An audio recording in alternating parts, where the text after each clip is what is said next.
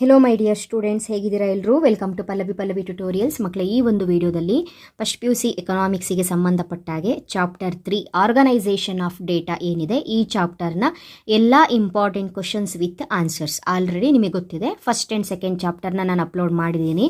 Reason, ನಿಮಗೆ notes ತುಂಬಾ ಚೆನ್ನಾಗಿ ನೀವು ಪ್ರಿಪೇರ್ ಮಾಡ್ಕೊಳ್ಬೇಕಾಗತ್ತೆ. ಯಾಕಂತ ಹೇಳಿದ್ರೆ ಎಕ್ಸಾಮಿನ ಪ್ಯಾಟ್ರನ್ ಹೇಗಿದೆ, multiple choice questions, fill in the blanks, match the following, 1 marks, 2 marks, 4 marks, ಎಕನಾಮಿಕ್ಸಲ್ಲಿ 4 marks, 6 marks, then practical oriented question. ಹಾಗಾಗಿ ಒಂದು ಚಾಪ್ಟರಲ್ಲಿ ಏನೇನು ಕಾನ್ಸೆಪ್ಟ್ ಬರುತ್ತೆ ಅನ್ನೋದನ್ನು ಕರೆಕ್ಟಾಗಿ ನೋಡಿಕೊಂಡು ವಿತ್ ಆನ್ಸರ್ ನೀವು ರೆಡಿ ಮಾಡಿ ಇಟ್ಕೊಂಡ್ರೆ ಎಲ್ಲಿ ಯಾವ ಟಾಪಿಕ್ನ ಸ್ಟಡಿ ಮಾಡಬೇಕು ಅನ್ನೋದು ಗೊತ್ತಾಗುತ್ತೆ. ಫಸ್ಟ್ ಚಾಪ್ಟರಲ್ಲಿ ಬರುವಂತಹ ಇಂಪಾರ್ಟೆಂಟ್ ಎಲ್ಲ ಕ್ವಶನ್ಸು ವಿತ್ ಆನ್ಸರ್ಸ್ ಕೊಟ್ಟಿದ್ದೀನಿ. ಅದರಲ್ಲಿ 6 ಮಾರ್ಕ್ಸು ಮತ್ತು 4 ಮಾರ್ಕ್ಸಿಗೆ ಬರುವ ಇಂಪಾರ್ಟೆಂಟ್ ಕ್ವಶನ್ಸ್ ಯಾವುದು ಅನ್ನೋದನ್ನು ಹೇಳಿದ್ದೀನಿ. ಅಷ್ಟೇ ನೋಡಿಕೊಂಡ್ರೆ ಸಾಕಾಗುತ್ತೆ. Next come to the second chapter. ಅಲ್ಲಿ important MCQ, fill in the blanks, match the following, 1 mark, 2 mark, 4 marks questions ಯಾವುದು ಅಂತ ಹೇಳೋದ್ರ ಜೊತೆಗೆ ನಿಮ್ಮ practical oriented questions 6 to 7 questions ಏನು ಎಕ್ಸಾಮಿಗೆ ಇಂಪಾರ್ಟೆಂಟ್ ಇರುತ್ತೆ, ಅದರಲ್ಲಿ 3 ಕ್ವಶನ್ಸ್ ಕೇಳ್ತಾರೆ. 2 ಕ್ವಶನಿಗೆ ಆನ್ಸರ್ ಮಾಡಬೇಕು. 10 ಮಾರ್ಕ್ಸನ್ನು ಈಸಿಯಾಗಿ ತಗೊಳ್ಬಹುದಲ್ಲ.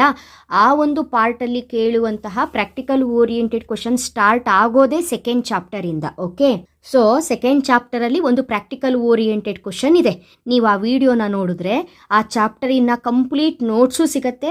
ಏನೇನು ಕ್ವಶನ್ಸ್ ಕೇಳ್ತಾರೆ ಅನ್ನೋದು ನಿಮಗೆ ಅರ್ಥ ಆಗುತ್ತೆ. ಆ ಚಾಪ್ಟರಲ್ಲಿ ಬರುವಂತಹ ಮಿಡ್ ಡೇ ಮೀಲ್ಸ್ ಪ್ರೋಗ್ರಾಮ್ ಬಗ್ಗೆ ಕೇಳುವ ಪ್ರಾಕ್ಟಿಕಲ್ ಓರಿಯೆಂಟೆಡ್ ಕ್ವಶನ್ನು ಕೂಡ ಹೇಗೆ ಬರುತ್ತೆ ಅನ್ನೋದ್ರ ಲಿಂಕು ಆ ವಿಡಿಯೋದ ಕಮೆಂಟಲ್ಲೇ ಸಿಗುತ್ತೆ. ನೆಕ್ಸ್ಟ್ ಇವಾಗ ಈ ವಿಡಿಯೋದಲ್ಲಿ ಥರ್ಡ್ ಚಾಪ್ಟರ್ ಬಗ್ಗೆ ಹೇಳ್ತಾ ಇದ್ದೀನಿ. ಥರ್ಡ್ ಚಾಪ್ಟರು ಕೂಡ ತುಂಬ ಇಂಪಾರ್ಟೆಂಟು. ನಾನೇನು 6 to 7 ಕ್ವಶನ್ಸು ಪ್ರಾಕ್ಟಿಕಲ್ ಓರಿಯೆಂಟೆಡಲ್ಲಿ ಬರುತ್ತೆ ಅಂತ ಹೇಳಿದ್ನಲ್ವ ಮಕ್ಕಳೇ, ಅದರಲ್ಲಿ ಸೆಕೆಂಡ್ ಕ್ವಶನ್ನು ಇದೇ ಚಾಪ್ಟರು. ಫಸ್ಟ್ ಕ್ವಶನ್ ಎಲ್ಲಿಂದ ಬಂತು? ಸೆಕೆಂಡ್ ಚಾಪ್ಟರಿಂದ ಬಂತಲ್ವಾ, ಕಲೆಕ್ಷನ್ ಆಫ್ ಡೇಟಾದಿಂದ.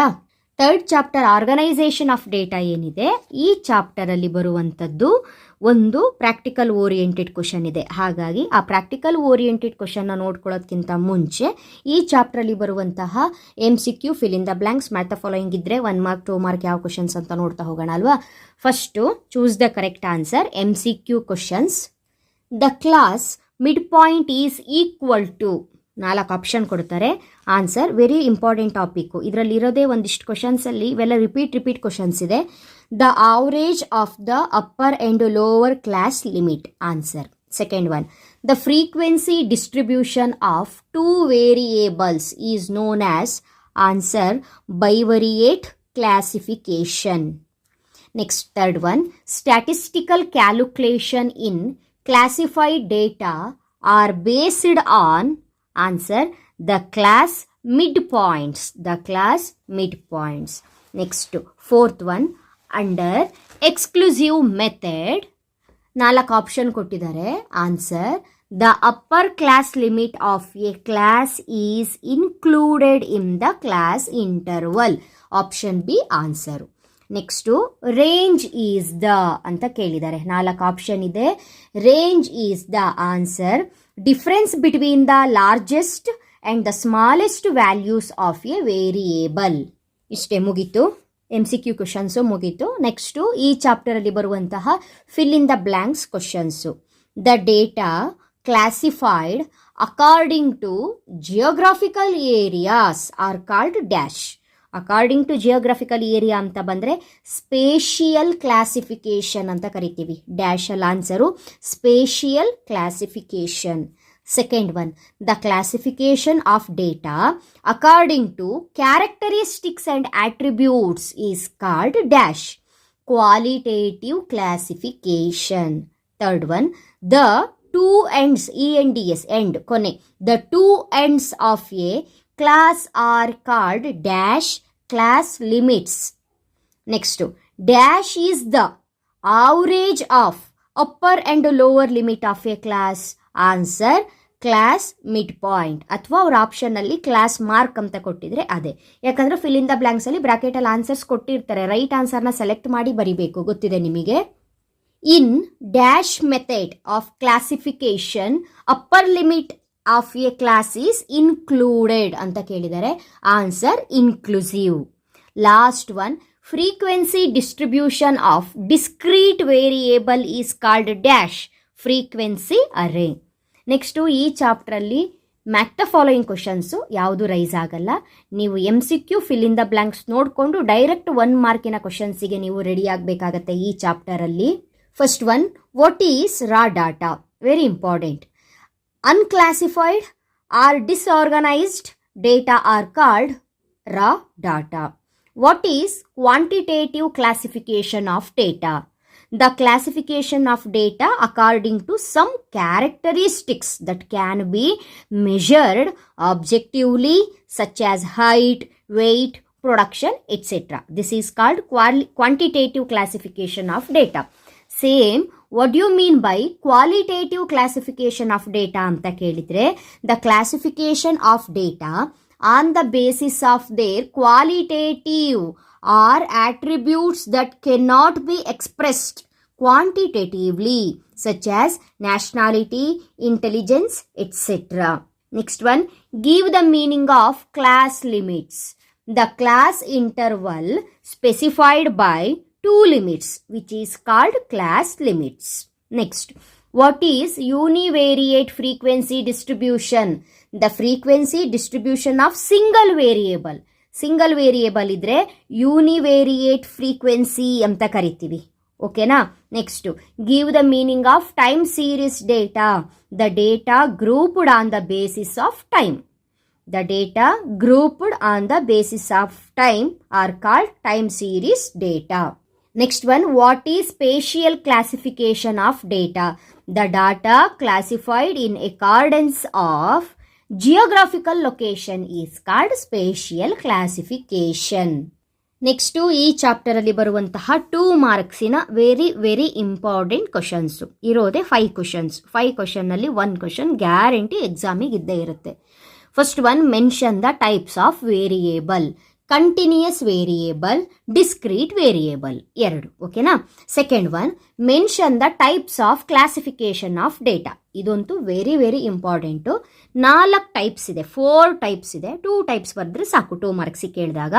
ಕ್ರೋನೋಲಾಜಿಕಲ್ classification, spatial classification, quantitative classification, qualitative classification. ಓಕೆನಾ? ನೆಕ್ಸ್ಟು ಇನ್ನೊಂದು ಇಂಪಾರ್ಟೆಂಟ್ ಕ್ವಶನ್ ಯಾವುದು ಅಂತ ಹೇಳಿದ್ರೆ, give the formula to find out mid point. Mid point ಇಲ್ಲಿಂದ ನಿಮಗೆ ಪ್ರಾಬ್ಲಮ್ ಸ್ಟಾರ್ಟ್ ಅಂತ ಹೇಳ್ತಾ ಹೋಗ್ಬೋದು. ಸೊ ಈ ಚಾಪ್ಟ್ರಲ್ಲಿ ಪ್ರಾಬ್ಲಮ್ ಅಂತ ಏನೂ ಇಲ್ಲ, ಬಟ್ ಪ್ರಾಬ್ಲಮ್ ರೀತಿನೇ ಪ್ರಾಕ್ಟಿಕಲ್ ಓರಿಯೆಂಟೆಡ್ ಕ್ವಶನ್ ಇರುತ್ತೆ. ಸೊ ನೀವು ತಿಳ್ಕೊಳ್ಳೋಕೆ ಅಡ್ಡಿ ಇಲ್ಲ, ಈ ಚಾಪ್ಟರಿಂದ ನಿಮಗೆ ಪ್ರಾಬ್ಲಮ್ ಸ್ಟಾರ್ಟ್ ಅಂತ. ಓಕೆ, ಮಿಡ್ ಪಾಯಿಂಟಿನ ಫಾರ್ಮುಲಾವನ್ನು ಬರಿಬೇಕು. Mid point formula m is equal to L1 plus L2 divided by 2. M ಅಂತ ಹೇಳಿದ್ರೆ ಮಿಡ್ ಪಾಯಿಂಟ್, L1 ಅಂತ ಹೇಳಿದ್ರೆ ಲೋವರ್ ಕ್ಲಾಸ್ ಲಿಮಿಟ್, L2 ಅಂತ ಹೇಳಿದ್ರೆ ಅಪ್ಪರ್ ಕ್ಲಾಸ್ ಲಿಮಿಟ್. ಓಕೆನಾ? Next one, what is frequency? Very important, ಹೋದ ವರ್ಷ ಇದನ್ನೇ ಕೇಳಿದ್ದಾರೆ. Frequency of an observation means how many times that observation occurs in the raw data. The class frequency is the number of values in a particular class ಅಂತ ಬರಿಬೇಕು frequency meaning ಕೇಳಿದರೆ.